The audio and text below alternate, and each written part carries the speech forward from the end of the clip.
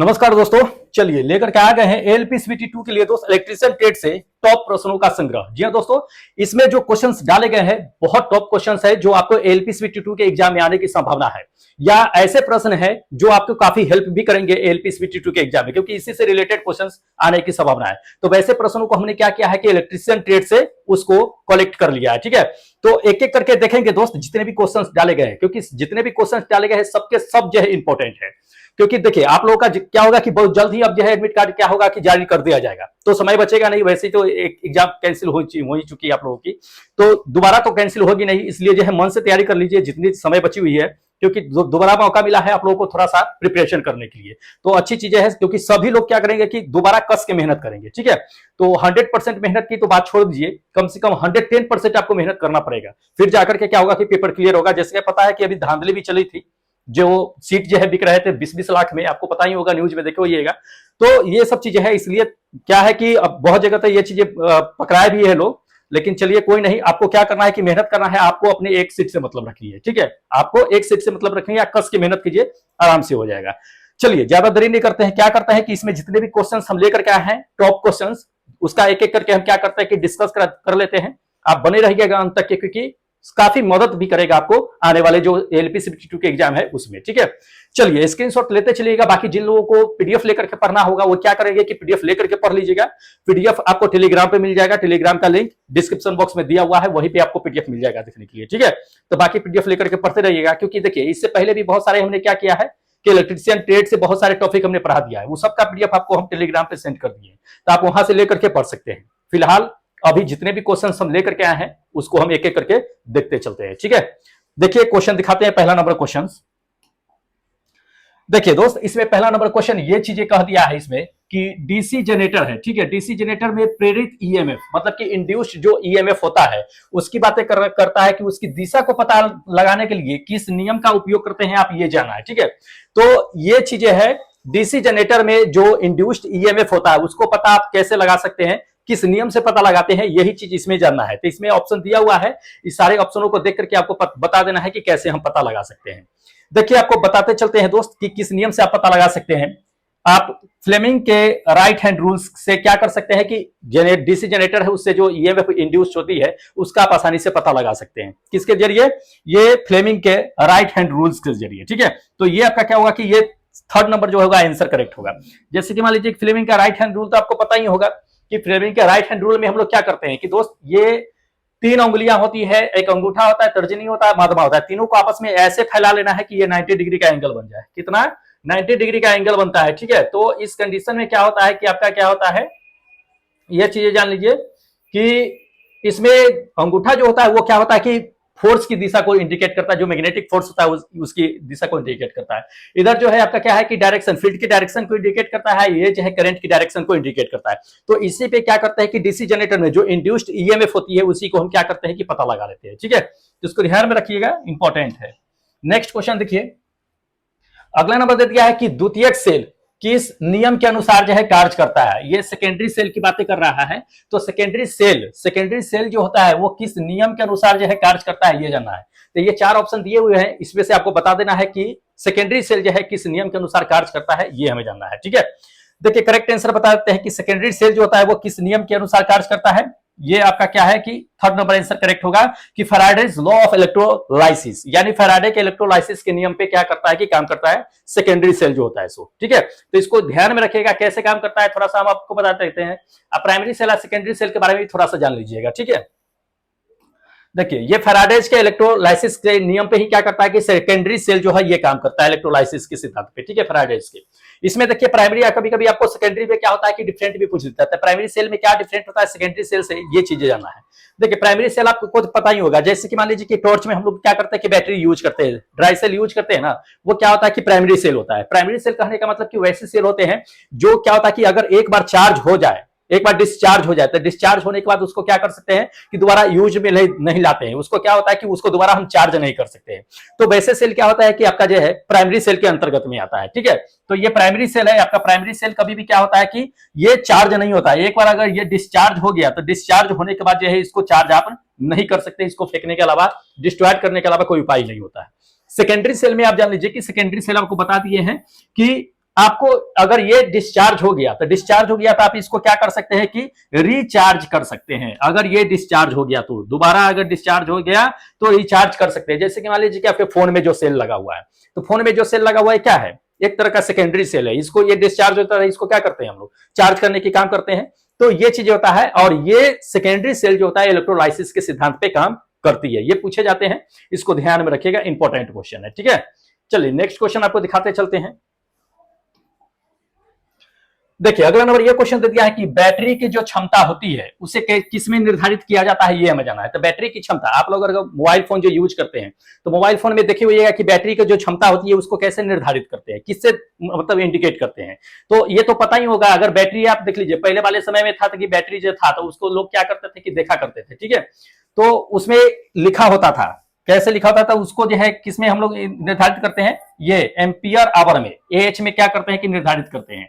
AH में लिखा होता था बैटरी की क्षमता, तो एएच में भी निर्धारित करते हैं। दूसरी जान लीजिए कि एमएएच होता है। ठीक है, ये एम्पियर आवर होता है, ये मिली एम्पियर आवर होता है। तीसरी जान लीजिए कि डब्ल्यूएच में भी हम लोग क्या करते हैं, निर्धारित करते हैं, वाट आवर में भी करते हैं।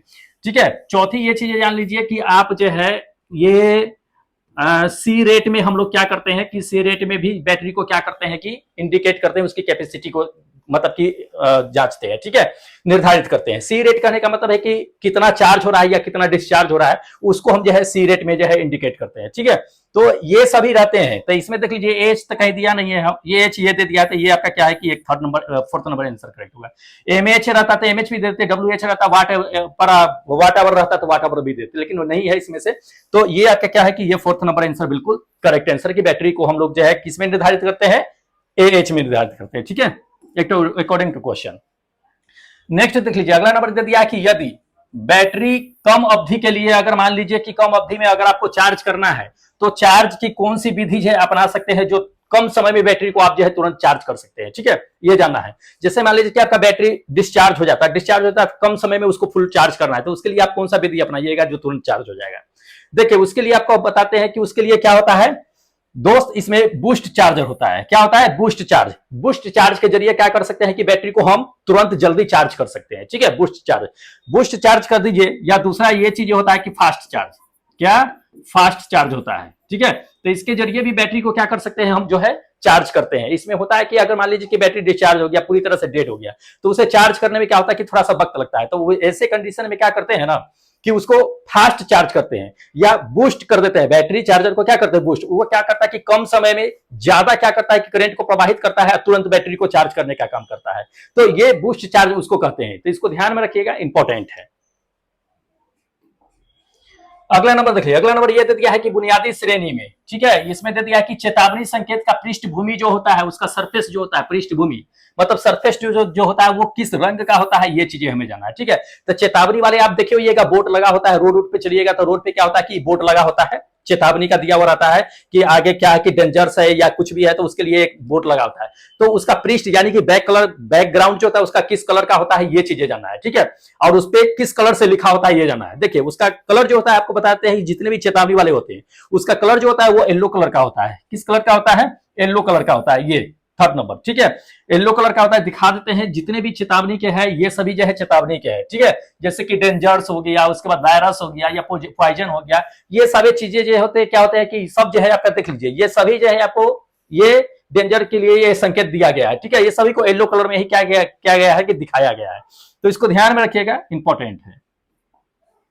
नेक्स्ट नंबर देख लीजिए, दे दिया कि निम्नलिखित में से कौन सा 3 फेज इंडक्शन मोटर का प्राथमिक लाभ होता है, ये हमें जाना है। तो 3 फेज इंडक्शन मोटर का प्राथमिक लाभ क्या होता है, ये चीजें जाना है। ठीक है, देखिए 3 फेज इंडक्शन मोटर का अगर प्राथमिक लाभ अगर देखा जाए तो क्या हो सकता है, ये क्या होता है कि ये फोर्थ नंबर आपका आंसर करेक्ट होगा कि सरल निर्माण और कम लागत होता है। बहुत आसानी से इसको बना सकते हैं और कम लागत में बना सकते हैं। ठीक है, दूसरी ये चीज जान लीजिए कि इसकी इफिशियंसी जो क्षमता होती है, कैपेसिटी जो होती है वो उच्च होती है। ठीक है, तो ये चीजें है, इसको ध्यान रखना है, इंपॉर्टेंट है, पूछे जाते हैं। चलिए नेक्स्ट आपको दिखा देते हैं। हाँ, अगला नंबर देख लीजिए, दे दिया कि विद्युत मशीन में भंबर धारा जो होती है, एडी करंट जो होती है, निम्नलिखित में से कौन सी हानि से जुड़ी हुई है, ये हमें जानना है। ठीक है, तो एडी करंट आपको पता ही है कि कहां होती है, जैसे कि मोटर्स में भी होती है, जनरेटर में भी होती है, या ट्रांसफार्मर में भी होती है, ठीक है। जहां पे क्या होता है कि कोर जो बना होता है, आयरन कोर जो बना होता है, तो वहां पे क्या होता है कि एडी करंट उत्पन्न होती है। तो उस एडी करंट से क्या लॉसेज होती है, ये चीजें हमें जानना है, ठीक है। देखिए एडी करंट से मेनली रूप से अगर देखा जाए तो वो आयरन लॉसेज होती है। क्या होती है? आयरन लॉसेज होती है। ये आपका क्या होगा कि ये थर्ड नंबर आंसर करेक्ट होगा, आयरन लॉसेज। क्योंकि कोर जो होता है उसका क्या होता है कि सॉफ्ट आयरन से बना होता है, तो उसमें क्या होता है कि एडी करंट जो उत्पन्न होती है, तो एडी करंट के निर्माण से क्या होता है कि आयरन का क्या होता है कि लॉसेज होती रहती है। इसलिए ये आयरन लॉसेज क्या होगा कि आपका करेक्ट आंसर हो जाएगा। नेक्स्ट नंबर देखिए, अगला नंबर ये दे दिया है कि डीसी मोटर स्टार्टर का उपयोग करने का क्या उद्देश्य होता है, ये चीजें हमें जानना है, ठीक है।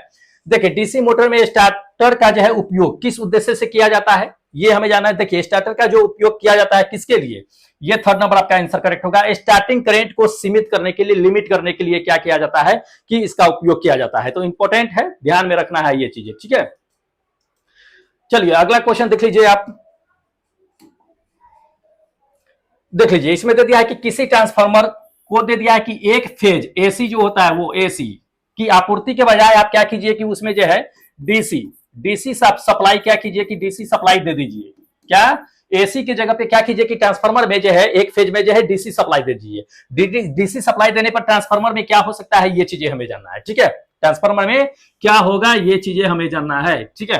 देखिए अगर ट्रांसफार्मर क्या होता है कि जैसे मान लीजिए कि अगर एसी में आपको यूज करना है, एसी वाले ट्रांसफार्मर यूज करना है, तो उसका वाइंडिंग जो होता है वो उसी के अनुसार क्या होता है कि डिजाइन किया रहता है, ताकि वो एसी को झेल सके, ठीक है। एसी पे चल सके, एसी पे वर्क कर सके, ना कि डीसी पे। डीसी का ट्रांसफार्मर अगर बने तो डीसी के अकॉर्डिंग क्या होगा कि उसको जो है डिजाइन किया जाएगा। तो ये चीजें होती है, इसको ध्यान में रखिएगा। तो अगर मान लीजिए कि एसी के जगह पे आप क्या करते हैं कि अगर डीसी सप्लाई कर देते हैं, तो डीसी सप्लाई करते हैं तो उसका कोर जो होता है, उसका वाइंडिंग जो होता है क्या होता है कि वो झेल नहीं पाएगा, और हाई करंट की वजह से क्या हो जाएगा कि वह जो है गर्म हो जाएगा। ट्रांसफार्मर का कोर जो है उसका वाइंडिंग जो होता है क्या होगा कि जल सकता है। तो इसको ध्यान में रखिएगा, ये चीज इसमें हो सकता है। अगर अकॉर्डिंग टू क्वेश्चन इसमें देख लिया जाए तो ये फर्स्ट नंबर आपका आंसर करेक्ट होगा कि उसका वाइंडिंग क्या हो जाएगा कि जल जाएगा, ठीक है। तो समझ गए हैं ये चीजें। नेक्स्ट नंबर देखिए, संधारित्र कहता है कैपेसिटर में अचानक परिवर्तन की अनुमति नहीं देता है। तो कैपेसिटर जो होता है उसमें क्या अचानक जो है परिवर्तन हो जाए, जिसको ये कैपेसिटर जो है ये अनुमति नहीं देता है, ठीक है। किसकी? अचानक वृद्धि होने से। देखिए अगर आपको बताते चलते हैं हम, तो अचानक जो है वृद्धि, अगर मान लीजिए कि ट्रांसफार्मर में, अगर मान लीजिए कि ट्रांसफार्मर में अचानक अगर वोल्टेज की वृद्धि हो जाती है, किसकी? वोल्टेज की अगर अचानक वृद्धि हो जाती है, ये चीजें जान लीजिए कि ये जो है कैपेसिटर जो है अलाउ नहीं करता है, ठीक है। क्योंकि देखिए आपको ये चीजें पता होगा कि बी बराबर जो होता है क्या होता है, आप पढ़े होइएगा, आसानी से पढ़े होइएगा, आपको पता ही होगा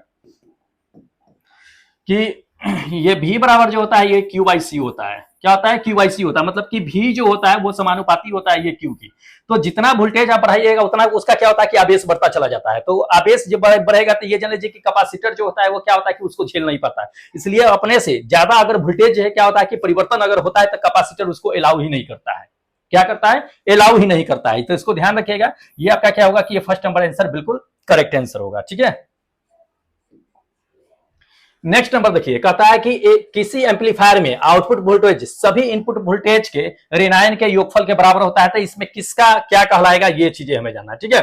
किसी भी एम्पलीफायर की अगर बातें कर लेता है तो किसी भी एम्पलीफायर में आउटपुट वोल्टेज, ये आउटपुट वोल्टेज दे दिया है, आउटपुट वोल्टेज, ठीक है, इनपुट ऋणायन के योगफल के बराबर होता है। तो इससे क्या कहलाएगा? देखिए इसमें जो कहलाएगा ये समिंग एम्पलीफायर कहलाएगा। क्या कहलाएगा? समिंग एम्पलीफायर कहलाएगा। इसमें होता क्या है कि जितने भी आउटपुट होते हैं, आउटपुट वोल्टेज, वो क्या होता है कि जो इनपुट वाले जो है वोल्टेज जो होते हैं उसके सभी नेगेटिव जो होते हैं वो सभी का क्या होता है कि योगफल के बराबर होता है। जैसे कि आप जान लीजिए कि पढ़े होइएगा आप अच्छी तरह से, ओम्स के लॉ पढ़े होइएगा, ठीक है। ओम्स के लॉ में आप पढ़े होइएगा, क्या पढ़े थे ओम्स के लॉ में कि आई इक्वल टू क्या होता है कि I1 प्लस ये है I2 प्लस ये है I3, इसी तरह से पढ़े होइएगा।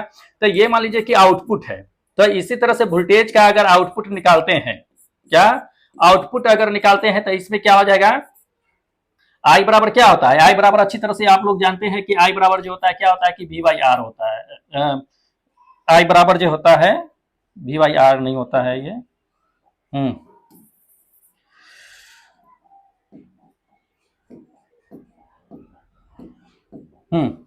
आई बराबर जो होता है वो V बाई आर होता है ना। तो इसमें क्या हो जाएगा, अगर इसके लिए लेकर के चलते हैं तो ये आर इनपुट के लिए हो जाएगा, सभी जान लीजिए कि नेगेटिव में चलेगा, प्लस नेगेटिव में V2 equal to R, R input में रहेगा, फिर प्लस ले लीजिए, फिर माइनस जो है V3, और ये जो है आर इनपुट में हिस्सा सारा इनपुट में रहेगा। तो यहां से आप क्या कर सकते हैं, V बाई आर जो होगा ये आउटपुट का, क्या आउटपुट का, ये नेगेटिव अगर कॉमन ले लेते हैं तो ये V1, यहां से क्या कीजिए 1 बाई आर इनपुट जो है कॉमन ले लीजिए नेगेटिव में, तो यहां से ये V1 प्लस ये है V2 प्लस ये है V3, इसी तरह से क्या होता है कि ये बचते हैं। तो ये सभी नेगेटिव का क्या होता है कि सम होता है, जितने भी आउटपुट वोल्टेज होते हैं उसका नेगेटिव क्या होता है कि इनपुट जो होता है उसका क्या होता है कि टोटल सम होता है। तो इसे समिंग एम्पलीफायर के नाम से हम लोग जानते हैं, ठीक है। तो इसको ध्यान में रखिएगा, इंपॉर्टेंट है। बाकी स्क्रीनशॉट जरूर लेते चलिएगा क्योंकि आपको काम देगा ये, ठीक है। बाकी पीडीएफ आप ले लीजिएगा, पीडीएफ में भी क्या है कि बहुत आसान तरीका से इसमें दिया गया है, समझाया गया है, पढ़ सकते हैं। नेक्स्ट नंबर देखिए, कहता है कि ट्रांसमिशन लाइन का उपयोग जो है किसके लिए किया जाता है, ये चीजें हमें जाना है। ट्रांसमिशन लाइन आपको पता है, ट्रांसमिशन लाइन क्या होता है। ट्रांसमिशन लाइन ये होता है कि जो पावर जो हम लोग सप्लाई करते हैं तो एक स्टेशन से दूसरे सब स्टेशन तक के जो ट्रांसफर करते हैं ना, वही इसमें ट्रांसमिशन लाइन कहलाता है। तो ट्रांसमिशन लाइन जो है किसके लिए उपयोग किया जाता है, ये चीजें जानना है, ठीक है। देखिए ये किया जाता है सिंगल ट्रांसफर के लिए, किसे, सिंगल ट्रांसफर के लिए। ये थर्ड नंबर आपका आंसर करेक्ट होगा कि ट्रांसमिशन लाइन का उपयोग जो होता है वो सिंगल ट्रांसफर के लिए किया जाता है यूज, ठीक है। किस तरह किया जाता है थोड़ा सा ये चीज जान लीजिए। जैसे कि ये आप लोग सब लोग अच्छी तरह से देखे होंगे, ठीक है, ये आपको पता होगा। तो इसमें क्या है कि बता देते हैं कि ये जो आप ऊपर वाला देख रहे हैं ये, तो ये वाला जो होता है ये क्या होता है कि ट्रांसमिशन सर्किट होता है, इधर भी ट्रांसमिशन सर्किट होता है, दो तरह के ट्रांसमिशन सर्किट लगे होते हैं, ठीक है। बाकी ये जो होता है ये बंडल कंडक्टर्स होता है, ये भी बंडल कंडक्टर्स होता है, और बाकी ये क्रॉस आर्म्स होते हैं, ये भी क्रॉस आर्म्स होते हैं। ये तीन चीजें जो है क्या होते हैं कि ये जो लाइन होता है उसको क्या होता है कि ट्रांसफर करने के लिए लगा होता है, ठीक है। तो यहीं से क्या होता है कि आपका ये ट्रांसमिशन यानी कि सिंगल ट्रांसफर जो है करने का काम करता है, ये जो होता है सो, ठीक है। तो ये चीजें है, यही क्वेश्चन जो है आपको इसमें दिया गया था कि ये ट्रांसमिशन लाइन का उपयोग जो है किसके लिए किया जाता है, तो ये आपका सिंगल ट्रांसफर के लिए किया जाता है, जो आपको हम ये चीजें दिखा दी है, ठीक है। तो इसको ध्यान में रखिएगा। चलिए नेक्स्ट दिखाते हैं आपको। नेक्स्ट नंबर देख लीजिए, अगला नंबर एक क्वेश्चन दे दिया है ये चीजें कि थर्मिस्टर जो होता है, थर्मिस्टर का तापमान बढ़ता है, तब बढ़ता है जब उसका प्रतिरोध का मान क्या होगा, प्रतिरोध का मान क्या होगा, प्रतिरोध का मान घटेगा बढ़ेगा तब थर्मिस्टर का मान घटेगा बढ़ेगा, या थर्मिस्टर कब बढ़ता घटता है, ये चीजें हमें जानना है, ठीक है। देखिए थर्मिस्टर की अगर बातें कर लेते हैं तो दोस्त थर्मिस्टर जो होता है वो दो तरह के होते हैं, ठीक है। पहले चीज ये जान लीजिए, आपको तो इसमें दिया नहीं है ना, सीधा थर्मिस्टर दे दिया, लेकिन हम आपको बताते हैं कि अगर हो सकता है तो एग्जाम में दे देगा थर्मिस्टर के लिए, तो इसको ध्यान में रखिएगा। पहला जान लीजिए कि पहला थर्मिस्टर जो होता है एनटीसी करके होता है, ठीक है, और दूसरा थर्मिस्टर जो होता है ये पीटीसी करके होता है, ठीक है। अब ये एनटीसी या पीटीसी होता क्या है ये थोड़ा सा जान लीजिए क्योंकि आपको समझना जरूरी है। देखिए एनटीसी की अगर बातें कर लेते हैं तो एनटीसी का मतलब होता है नेगेटिव, क्या होता है, ये नेगेटिव थर्मिस्टर होता है, ये नेगेटिव थर्मिस्टर और कोफिशिएंट होता है, ठीक है। तो इसको ध्यान में रखिएगा। दूसरा ये जो होता है ये पॉजिटिव होता है, पॉजिटिव थर्मिस्टर कोफिशिएंट, ठीक है। तो ये चीजें होता है। अब इसमें समझ लीजिए कि कौन सा इसमें जो है थर्मिस्टर का तापमान अगर तब बढ़ता है जब प्रतिरोध का मान क्या होता है। वैसे जनरली अगर बात कर लेते हैं तो थर्मिस्टर जो होता है, ये थर्मिस्टर जो होता है वो क्या होता है कि वो रेजिस्टेंस जो होता है उसका व्युत्क्रमानुपाती होता है, रेजिस्टेंस, ठीक है।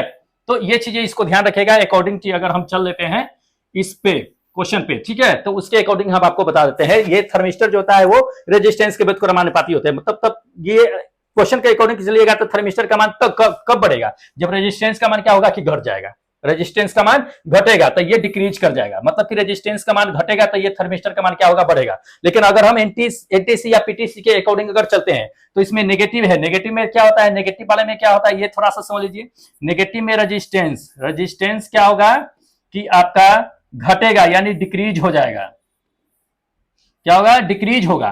तब उस कंडीशन में क्या होगा कि थर्मिस्टर का मान बढ़ जाएगा। और इसमें क्या होता है पॉजिटिव वाला में, पॉजिटिव में ये चीजें होता है कि रेजिस्टेंस जो होता है, रेजिस्टेंस वो क्या होता है कि इंक्रीज कर जाता है, तब जो है थर्मिस्टर का मान क्या होता है कि बढ़ जाता है। तो इसको ध्यान में रखिएगा, इंपॉर्टेंट है टॉपिक और पूछे भी गए हैं ये क्वेश्चन, इसलिए हम आपको इसको लेकर के आए हैं। चलिए नेक्स्ट बताते हैं आपको। अगला देख लीजिए, इसमें दे दिया है कि डीसी लेवल पे, डीसी स्तर पे कहता है कि एसी वोल्टेज रोकने के लिए हम क्या करना चाहिए, हमें ये चीजें जाना है। तो डीसी लेवल पे मान लीजिए कि अगर एसी जा रहा है तो उस कंडीशन में एसी को अगर हमको रोकना है तो आप क्या कर सकते हैं, कुछ तो कर सकते हैं ना, कि डीसी के साथ एसी जो है वहां पे ना जाए, ठीक है, डीसी के साथ एसी ना जाए। तो उस कंडीशन में मान लीजिए कि अगर जो है डीसी ले जा रहे हैं हम, डीसी ले जा रहे हैं, अगर इसी कंडीशन में मान लीजिए कि एसी जा रहा है तो एसी भी जा रहा है, इसके साथ जो है क्या है कि एसी अगर थोड़ी सी मिली हुई है, इस कंडीशन में क्या करेंगे, इस कंडीशन में क्या करते हैं कि कैपेसिटर लगा देते हैं। क्या करते हैं, कैपेसिटर लगा देते हैं। कैपेसिटर जब लगा देते हैं तो क्या करता है कि एसी को ब्लॉक कर देता है, एसी को नहीं जाने देता है।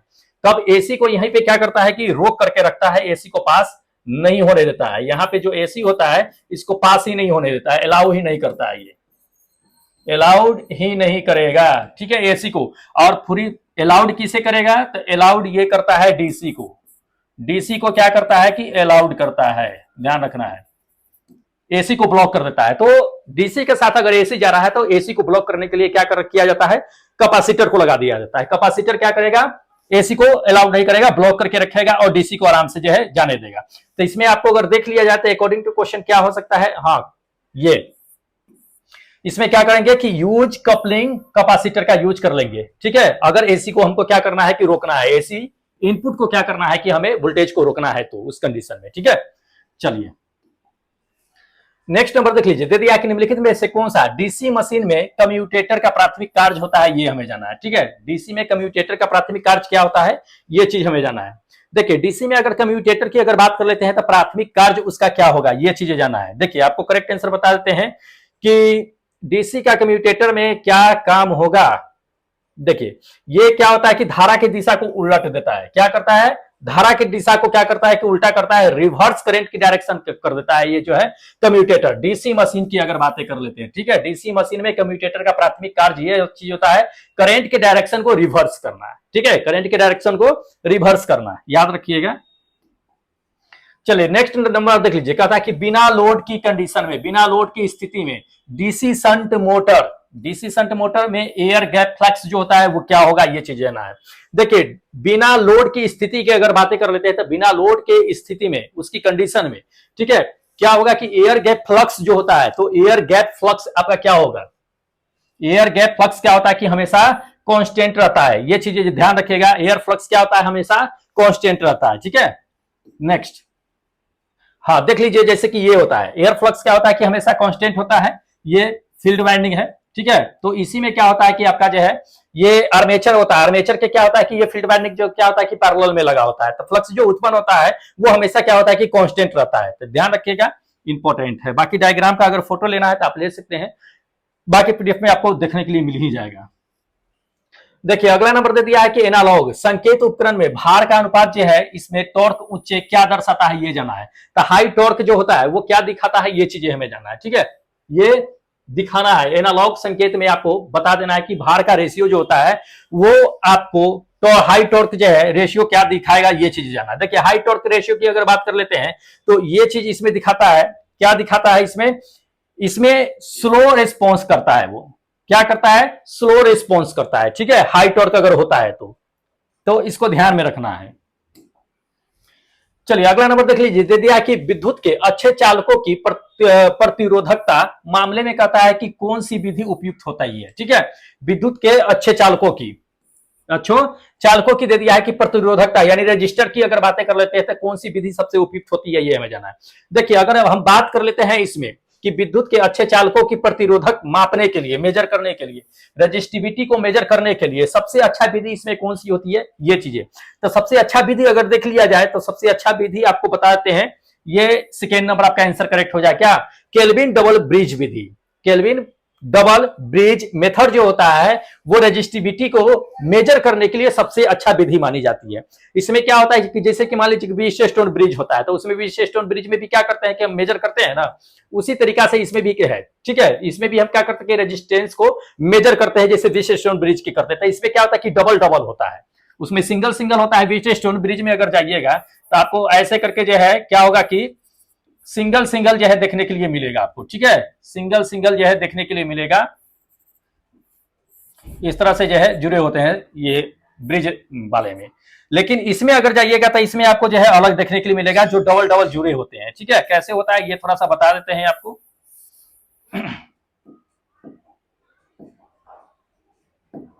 वैसे अकॉर्डिंग टू क्वेश्चन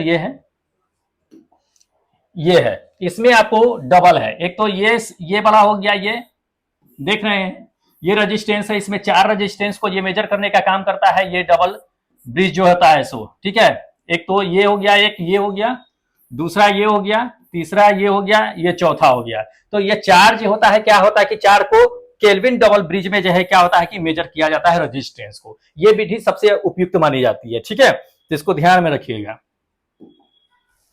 अगला देख लीजिए, कहता है कि CRO का पूरा नाम क्या होता है, ये चीज जानना है। CRO का फुल फॉर्म क्या होता है ये जानना है। देखिए CRO का अगर फुल फॉर्म की अगर बातें कर लेते हैं तो CRO का फुल फॉर्म क्या होता है, ये आपका करेक्ट आंसर हो जाएगा, ये कैथोड रेजिस्टेंस ऑसिलोस्कोप। ये इसका क्या कि CRO का पूरा फुल फॉर्म होता है। याद रखिएगा, पूछे जाते हैं ये क्वेश्चन, अब पूछा भी गया है। ठीक है, चलिए अगला नंबर देख लीजिए। अगला नंबर दे दिया है कि विद्युत प्रणालियों को ग्राउंड करने की उद्देश्य क्या है। ठीक है, जैसे कि मान लीजिए कि बहुत सारे जो है इलेक्ट्रिकल कंपोनेंट्स होते हैं, तो उसमें क्या होता है कि जो है अर्थ को ग्राउंड किया जाता है। तो अर्थ को ग्राउंड करने के उद्देश्य क्या होता है, किस वजह से ग्राउंड किया जाता है ये जानना है। ठीक है, देखिए मेन उसका उद्देश्य ग्राउंड करने का होता है, क्या होता है कि सेफ्टी होता है। सेफ्टी के पर्पज से क्या होता है कि ग्राउंड उसको किया जाता है, किसके वजह से, सेफ्टी की वजह से। तो इसको ध्यान में रखिएगा, सेफ्टी की वजह से ग्राउंड किया जाता है। इसमें अगर देख लिया जाए तो अकॉर्डिंग टू क्वेश्चन जो होगा आपका करेक्ट आंसर ये आपका सेकेंड नंबर होगा। बिजली के झटकों से बचने के लिए क्या होता है, बिजली के झटकों से बचने के लिए अगर मान लीजिए कि आप ग्राउंड नहीं करते हैं तो आपको जो है बिजली के झटका लग सकता है। कैसे लगेगा, थोड़ा सा ये चीजें देख लीजिए, बता देते हैं।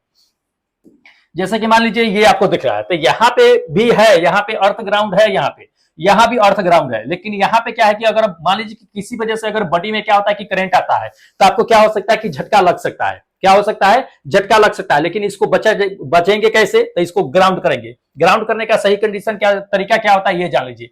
ये तो न्यूट्रल वायर होता है, तो यहाँ पे न्यूट्रल वायर से आप सिर्फ क्या कीजिए कि इसको जो है ग्राउंड नहीं कर सकते हैं। क्या कर सकते हैं, यहां सिर्फ न्यूट्रल वायर से आप जो है ग्राउंड नहीं कर सकते। अगर आपको जो है ग्राउंड करना है तो ये न्यूट्रल वायर से कनेक्ट करते हुए क्या करना है कि आपको बॉडी में भी इसको टच कराना है। ये जो बॉडी होगा, जितने जो भी उस बॉडी में भी क्या होगा कि अर्थ को जो है आपको ग्राउंड कराना होगा। अगर आप ग्राउंड नहीं कराते हैं उस कंडीशन में क्या होगा कि मान लीजिए कि यहाँ पे मेन लाइन है, मेन लाइन से क्या होगा कि आपका जो है करंट जो है क्या होगा कि बॉडी में फ्लो करेगा। आप जैसी बॉडी को छुइएगा वैसी करंट आपको मार देगा, आप अर्थ से जो है कनेक्ट हो जाएगा, आपका एक सर्किट बन जाएगा। आप क्या होगा कि आपको करंट लगना शुरू हो जाएगा। तो सर्किट ना बने इसके लिए ही क्या किया जाता है कि इसको ग्राउंड किया जाता है। तो ग्राउंड किया जाता है, तो ग्राउंड करके ये सिर्फ न्यूट्रल से नहीं किया जाता है, बल्कि इसको लेकर के क्या किया जाता है कि बॉडी से भी इसको क्या किया जाता है कि कनेक्ट किया जाता है अर्थ वाले को। तब अगर आप किसी वजह से क्या होता है कि बॉडी को छूते हैं तो आपको करंट नहीं लगेगा, आपका जो है सर्किट इस अर्थ से नहीं बनेगा, फिर आप सेफ रहिएगा। इसलिए सेफ्टी के पर्पज से क्या होता है कि कोई भी अगर मान लीजिए कि इलेक्ट्रिकल जो है इंस्ट्रूमेंट है, इलेक्ट्रिकल जो है मान लीजिए कंपोनेंट्स है, मशीन उसीन है, तो उसे क्या किया जाता है कि अर्थ जरूर किया जाता है बॉडी से लेकर के। ठीक है, इसको ध्यान में रखिएगा, इंपॉर्टेंट क्वेश्चन है। चलिए अच्छा, तो दोस्त इतने क्वेश्चन थे जो काफी इंपॉर्टेंट थे आपके। ठीक है, जो एग्जाम में आने की संभावना है, आप इसी से रिलेटेड जो है इसी तरह के क्वेश्चन जो है एग्जाम में आते रहते हैं। एलपीसीबी के एग्जाम में आएंगे भी और इसी से संबंधित आएंगे। ठीक है, तो इसी तरह के बहुत सारे अभी प्रश्न बचे हुए हैं जिसको हम क्या करेंगे कि नेक्स्ट डे आपको क्या करेंगे पूरी तरह से कंप्लीट करा देंगे। बाकी पीडीएफ लेकर के पढ़ लीजिएगा। पीडीएफ आपको टेलीग्राम पे ही मिल जाएगा, लिंक उसका डिस्क्रिप्शन बॉक्स में ही डाला हुआ है, तो जाकर के ज्वाइन हो जाइएगा और वहां पे जुड़ जाइएगा। बाकी इसका पीडीएफ आपको वहीं पे सेंड कर दिया जाएगा, आराम से लेकर के पढ़ सकते हैं आप। ठीक है, चलिए तो जो दोस्त जो लोग जो है अभी नए हैं, अभी तक चैनल सब्सक्राइब नहीं किए हैं, जरूर चैनल सब्सक्राइब कर लीजिएगा, क्योंकि कुछ समय बचे हुए हैं, कुछ दिन बचे हुए हैं, एडमिट कार्ड रिलीज होगा, फिर आप लोगों का एग्जाम भी हो जाएगा। तो मिस मत कीजिए, देरी मत कीजिए। कहीं से भी आपको अगर मटेरियल मिल रहा है पढ़ने के लिए, तो कहा क्या कीजिए कि मटेरियल को कलेक्ट कर लीजिए और आराम से बैठ कर पढ़िए, मेहनत कीजिए। अभी 18 घंटे पढ़ने की जरूरत है, मेहनत करने की जरूरत है। ठीक है, तो बिल्कुल अभी टाइम बर्बाद मत कीजिए, कहीं भी इधर उधर कर रहे हैं तो बिल्कुल मत कीजिए, अभी पढ़िए मन से। ठीक है, 10 दिनों के अंदर में आप लोगों का पता चल जाएगा कि क्या होने वाला है। ठीक है, तो चलिए क्या कीजिए, चैनल को सब्सक्राइब कर लीजिएगा, बाकी बेल आइकन को ऑन कर लीजिएगा और टेलीग्राम से ज्वाइन हो जाइएगा। फिलहाल हमें इजाजत दीजिए, क्योंकि फिर अगले दिन लेकर के आएंगे आपके लिए एक नए तरीके से प्रश्नों का संग्रह जो हम करके रखे हुए हैं उसे। ठीक है, चलिए फिलहाल इजाजत दीजिए। जय हिंद दोस्तों।